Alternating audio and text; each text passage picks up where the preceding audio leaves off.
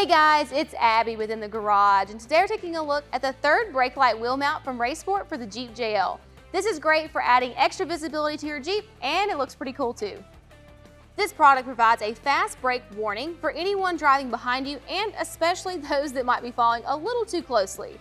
It has a bright red LED glow that is easy to see in all weather conditions, day or night. Unlike some third brake light wheel mounts, this one illuminates the entire spare wheel and works with oversized wheels and tires like this. This third brake light wheel mount for the JL sits just behind your spare tire and doesn't interfere with the spare tire carrier or opening and closing the trunk. As far as the installation goes, we rate this a 3 out of 10 and it'll take you about 30 to 45 minutes. The biggest thing here is there's a little bit of wiring, so if that's not something you're super comfortable with, check out that dealer locator below to find someone in your area to help you out. The third brake light wheel mount for the Jeep JL from RaceSport has a 1-year warranty. Thanks so much for watching our video. Today we took a look at the third brake light wheel mount for the Jeep JL from RaceSport. If you have any questions or comments, be sure to leave those below.